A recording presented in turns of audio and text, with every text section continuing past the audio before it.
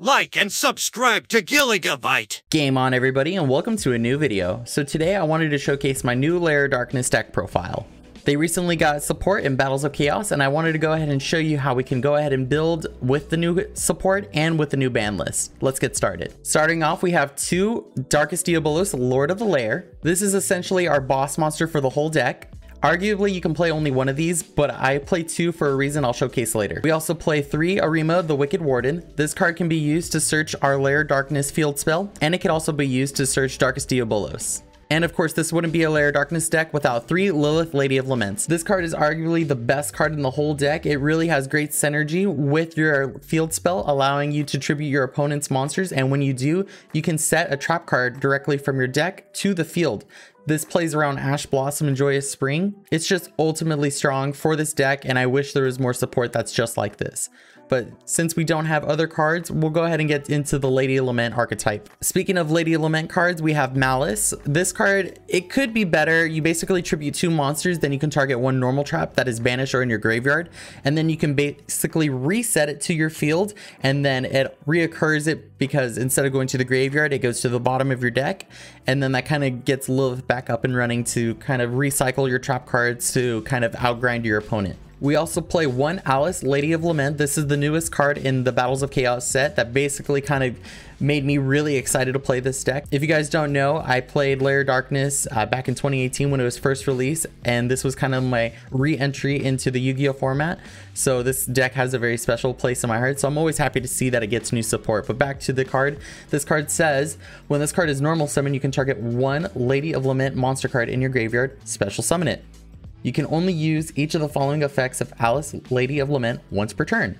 You can banish 1 trap from your hand or graveyard, special summon this card from your hand. If this card is tributed, or if this card is in the owner's possession is destroyed by an opponent's card, you can add 1 Fiend monster whose combined attack and defense equal 2,000 from your deck to your hand, except for Alice, Lady of Lament. I really wanted to play 2 of this, but I'm kind of just playing with 1. Maybe if they got more support or more Lady of Lament cards, you can definitely warrant this as 2 or maybe even 3, because this card is an extender and it kind of searches the other Lament cards for you, and it kind of just it could turn this deck from a control strategy to potentially a combo strategy. And also our honorary Lair of Darkness card, we do play 1 Skarm, Malebranche of the Burning Abyss. We primarily play it for during the end phase, you know, the Skarm search. We can go ahead and add 1 level 3 Dark Fiend monster from your deck to your hand. Just be sure not to forget the end phase search.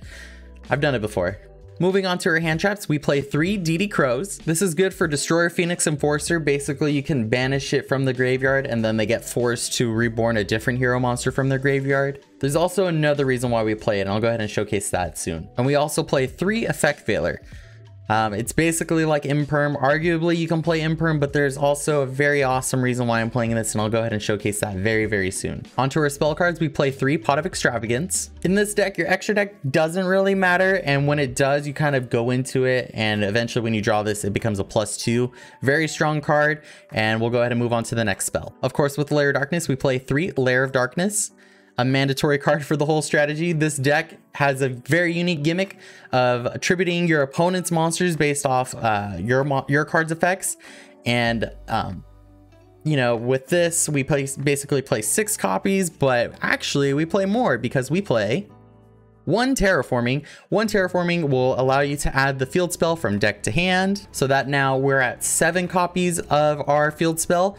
But it doesn't stop there, because we also play 3 Small Worlds. So this has been my favorite tech option in Yu-Gi-Oh! Like ever.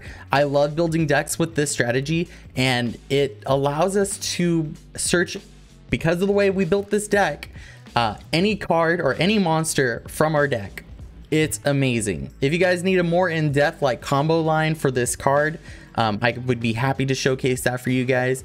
But essentially, the pivot points, or the bridges as some people like to call them, is DD Crow and Effect Veiler. So if you imagine we have literally any monster in our deck, we pivot point from DD Crow or Effect Veiler, and then we can bridge the gap to Arima, and then that will get us our field spell.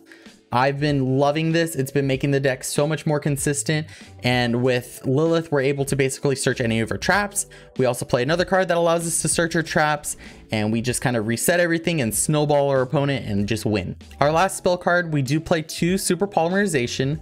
Everything's dark. We get to abuse the fact that we can just use Super Poly and basically wipe out our opponent's whole board. I did this against Adventurer Token Phantom Knight deck, and it was pretty devastating. I ended up actually winning. I was pretty proud of myself, but this can really help crack boards, and it kind of puts your opponent's back against the wall. They kind of don't expect it. I play 2 for reasons in the extra deck because it's technically searchable, so we'll go ahead and get there when we get there. Onto the trap cards, we play 3 back to the front. You might be able to play 2 of these, but I've been really enjoying 3, just so then that way I can like always kind of search it with Lilith, and then if I need to tribute Lilith for to activate her effect to search a different trap card, or even like bring this back out, I can, and just kind of keep the cycle going, deck thinning myself out. This is a really good card, and when you also reborn Lilith with it, you can make her now have the 2000 attack rather than the 1000 attack when she's normal summon. Really great card. You should be playing this. Because we don't care about our extra deck, we also play 2 Dogmatica Punishment. We of course play Intis. We then basically get a 2-for-1 trade and kind of control the board from there. Moving on, we also have 2 Ice Dragon Prison. Now this deck does play a lot of 2 of normal traps, but again, it's all searchable. It makes sense. I promise you should try it out. And this is just our way to kind of play against Sword Soul, or even like the meta decks that when they pitch stuff to the graveyard, we can go ahead and just like reborn and then banish 2 of their cards and control the whole board again. We can even reset this card with Malice. Really great card, really strong card. And of course, to make our deck extremely consistent, we play 2 Trap Trick. 2 is really good. I've tried 3. I hated it because like I always seem to draw too many in my hand. So it's one of those memes where like you want to see it some of the time. You could even set this card with Lilith. You don't really want to unless you're really trying to deck thin for some reason, but 2 is probably the most optimal way to play with Trap Trick. It's just it works out better, trust me. You don't want to draw for turn your second, third copy of Trap Tricks like that consistently. You rather draw like maybe a more usable trap card and then search a different one with Lilith, so then that way you have multiple options. This just kind of really helps you turbo out some cards you may not see as often. It kind of plays as like the 3rd or 4th copy of the normal trap cards in your deck. And of course, new ban list, for whatever reason, gave us 3 skill drains, so we're playing 3 skill drain. This deck can technically still play under skill drain because tributing is as cost. Lair Darkness is unaffected by skill drain. We can tribute our opponent's monster and control the board from there, and kind of just, you know, play old school Yu-Gi-Oh where it's beat stick turbo. And of course, Diabolos can just be very overwhelming. It's got, you know, very strong stat lines, 3000 attack, and just keep putting the pressure on your opponent. And I do not know why this is here. If you cannot afford the 3 skill drain until the reprint, because the reprint is coming, it will soon hopefully come, right? You want to basically substitute Infinite Impermanence, play 3 of them. Those are reprinted. Strange World, where Infinite Impermanence is now cheaper than skill drain. Anyways, moving on to our extra deck. As mentioned before, we do play Elder Entity Intis. We play 3 copies. If you end up playing Pot of Prosperity instead, you can cut down to 2 and then maybe play something else, perhaps more Super Poly targets. I play 3 because I play Extrav. Yeah, it's good card. You know, good card for Dogmatica Punishment. Our other Super Poly targets, we play Starving Venom Fusion Dragon. This is a really great card. It requires 2 dark monsters on the field except tokens, so you cannot use your tokens, unfortunately. But this has that ability of basically gaining the attack equal to 1 of your opponent's special summon monsters until the end of the turn. So it can get really, really strong. If they manage, you know, if they happen to have 1 on the field for you to do that, you can clear the whole board. And also when this card is destroyed, it does have that effect to destroy all of your opponent's special summon monsters. So do not forget that. A little bit more high roll, we have Predaplan Trifotvirtium. Yeah, that's it. Basically, Super Poly 3 dark monsters on the field. This does mean you can use the tokens. It's pretty good card. Very good card. It has the ability to, when your opponent special summons a monster from their extra deck, while you control this fusion summon card, quick effect, you can negate the summon, and if you do, destroy it. Very awesome card. I also do play the one Predaplant Dragostapelia. This is questionable in my opinion. It's like you play Super Poly, so you like play all the dark Predaplant package cards. You might be able to cut this away. I'm not too sure how prevalent, you know, it's going to be. Maybe when Despia become more meta, you can definitely justify this card. There's possibly some other cards that you can play in here. We'll get into that later. I also do like to play the one Dragon Necro Nether Soul Dragon.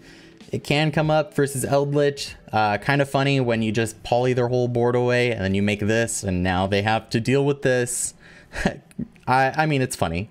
I also play one Earth Golem Adagnister, one Cybers monster plus one Link monster. This is good for basically if they end their board for whatever reason on Access Code Talker. Good for Salamangreat, I guess, too. Not super relevant. Easily one of those cards that you wouldn't mind banishing. Onto the Link monsters, we do have one Salamangreat Almirage. This is if when you normal summon Skarm, you can at least force him into the graveyard to search your Lilith from deck to hand.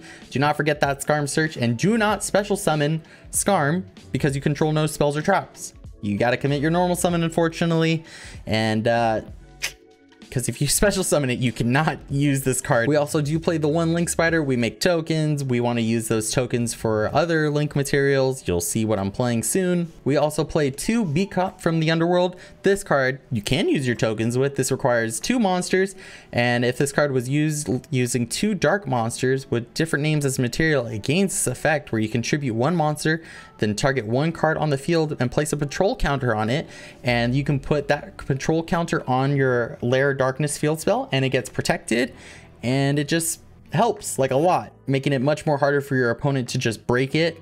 And it comes up. I think it's great. This is a great card. We play the one Predaplant Verte Anaconda. Perhaps you could play two of these. I only play the one because it's usually like if I'm going second, I go into Verte Anaconda, pitch Super Poly, break the board. That's kind of like the first step to go through, and it works out. That's why I only play the two Super Polys, because it's just like searchable, but it's also not bad if you end up drawing it. So necessary for the deck, and we're not abusing it for DPE, so there's that. And one of my new favorite cards, we play Dark the Dark Charmer Gloomy. It requires two monsters, including a dark monster, and then you can target one dark monster from your opponent's graveyard. It has that effect of all the Link Charmers where you can, when this card, you can target one dark monster in your opponent's graveyard and special summon it to the zone that it points to.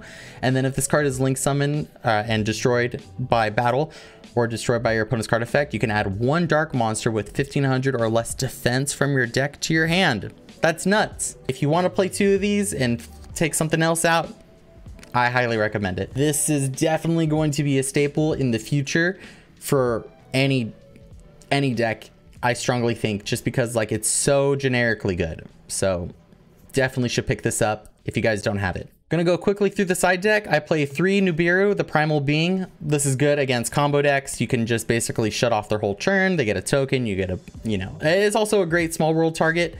The pivot point is basically Nibiru to affect Veiler to get you any of the Fiend monsters, or because its level or its attack and defense is 0, so you can basically search Lilith or Alice. You can also search the field spell because you can get Arima that way. It's just a great card. You want to kind of control the whole board, especially stop those combo players right in their tracks. I also play 3 Radian, the multi-dimensional kaiju.